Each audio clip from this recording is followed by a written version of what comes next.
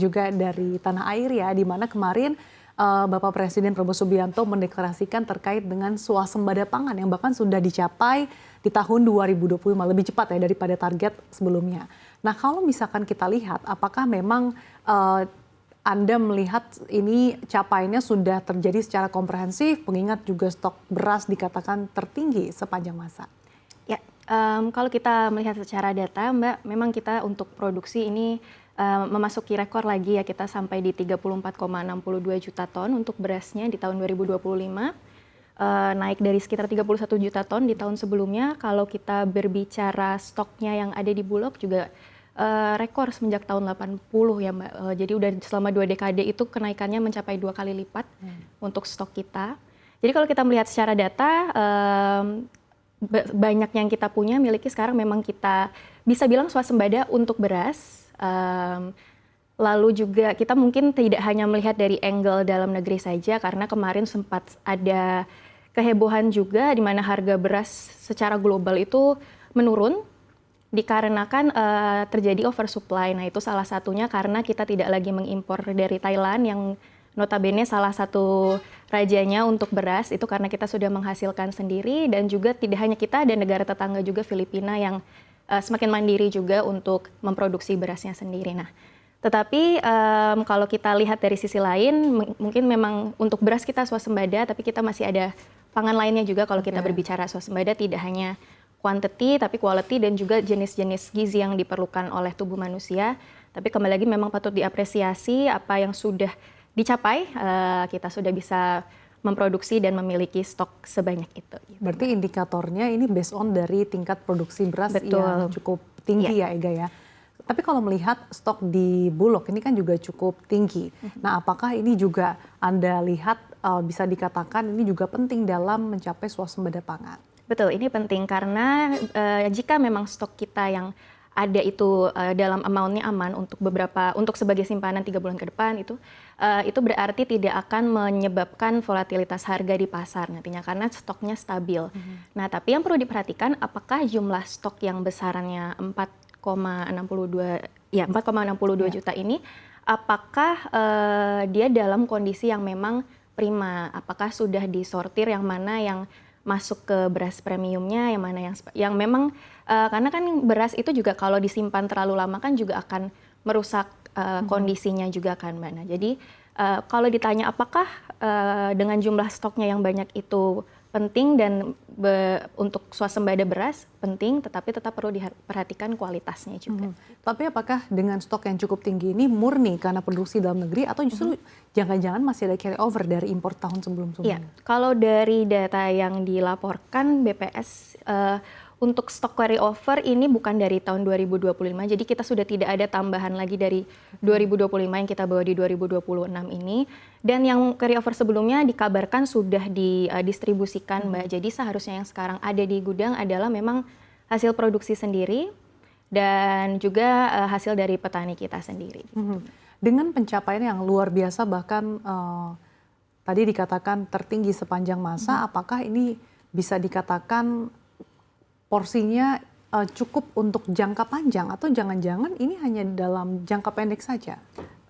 Kalau kita bicara untuk setahun ini itu bisa mencukupi, Mbak. Tapi kan kita harus perlu lihat juga kenapa sih kita bisa mencapai titik ini, kita bisa mencukupi dan bahkan produksinya melebihi ekspektasi yang tadinya ditargetkan 4 tahun. Kalau kita lihat kilas balik ke tahun 2025, banyak aspek yang membantu hal tersebut, salah satunya cuaca, Mbak. Jadi El Nino sudah lewat, lalu juga ada di beberapa area itu hujan sudah kembali normal lagi, lalu perluasan tanam darurat kita sempat mendengar adanya beberapa lahan yang ditambah untuk mempersiapkan apabila adanya cuaca yang mengganggu di area tertentu, lalu juga kita ada penyemayan juga yang menggunakan Cessna yang kita ke awan, jadi memang sudah banyak mitigasinya. Tetapi kalau kami lihat itu belum sesuatu yang merata karena yakin kembali lagi ini menjadi sesuatu yang masih bisa terbilang belum menjadi habit yang sudah lama diterapkan gitu, Mbak. Jadi memang sudah ada dari mungkin beberapa tahun yang lalu, tapi bukan yang secara merata semua area yang memang untuk penanaman padi beras itu sudah melakukan itu. Jadi bisa saja ini terjadi stok cukup karena dari area tertentu saja. Nah itu bisa menimbulkan yang namanya nanti untuk distribusi ke area yang lebih susah. Apakah kita sudah mempersiapkan kalau misalkan terjadi tanahnya yang kurang baik atau medannya mungkin susah untuk digapai. Nah, kalau kita bicara stok, ya untuk mungkin setahun ke depan, oke, tapi kita kan tidak pernah tahu cuaca, Betul. tidak pernah tahu kondisi medan. Jadi kalau dari kami mungkin lebih dipersiapkan mitigasi kalau terjadi hal-hal tersebut yang memang sebelumnya sudah pernah kita alami. Oke. Nah, artinya kalau Indonesia diliputi lagi atau dihantui lagi dengan ancaman cuaca yang tidak menentu, ini juga akan menjadi ancaman juga bagi penurunan produksi beras dalam negeri. Kalau produksi tentu kalau kita dalam masa panen jika beras terlalu jika curah hujan terlalu tinggi itu bisa menyebabkan menggenang lalu mengganggu proses panen, proses penggilingan juga bisa terganggu. Yang paling utama sebetulnya juga selain itu adalah proses distribusinya karena jalanan pasti susah dicapai itu kan, Mbak.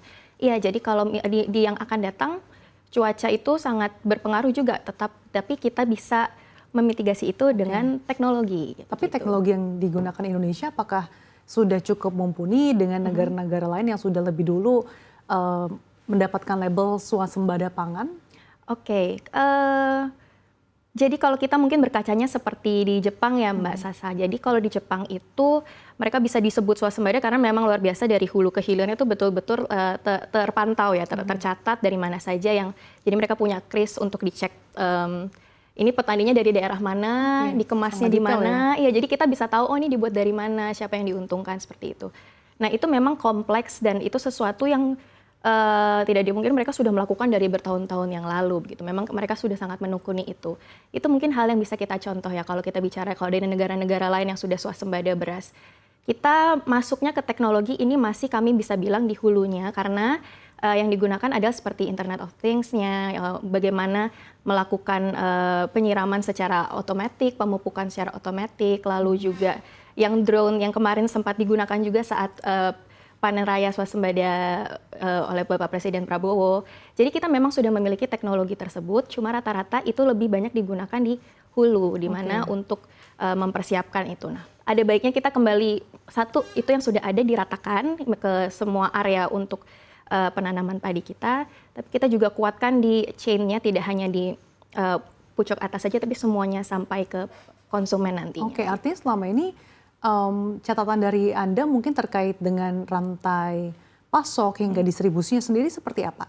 Untuk saat ini, untuk rantai pasok, jadi kalau yang kami dengar adalah saat kemarin kita sedang menggaungkan kita harus swasembada beras, itu kita sangat berusaha untuk menarik dari petani-petani. Jadi kita kan negara yang menawarkan harga beli yang memang menguntungkan 6.500 waktu itu. Jadi satu itu yang sudah dilakukan.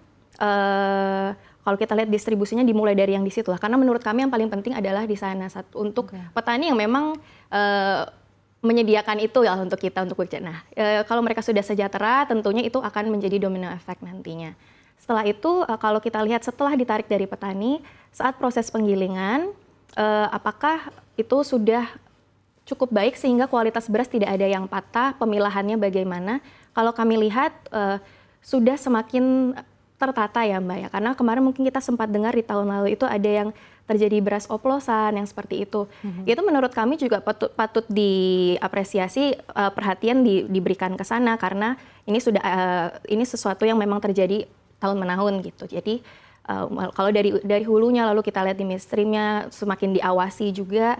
Nah, masih yang menjadi isu menurut kami itu ya di distribusi itu Mbak, karena kita melihat di area-area tertentu, contohnya di area timur, di Maluku, NTT, itu kenaikan masih, Papua, kenaikan itu masih di atas 15% terkadang. Jadi karena memang mereka susah digapai untuk beras, tetapi kita harus kembali mengingat kalau memang makanan pokok di sana tidak hanya beras sih. Iya gitu. betul. Gitu sih Mbak. Jadi kalau sagu juga yang kita bahas iya, sebelumnya. sagu juga. Jadi kalau kita bicara apakah rantainya sekarang oke, kita bisa bilang sudah semakin membaik. Sudah semakin membaik dengan pengawasan yang lebih ketat tentunya Betul, ya. iya lebih ketat. Nah,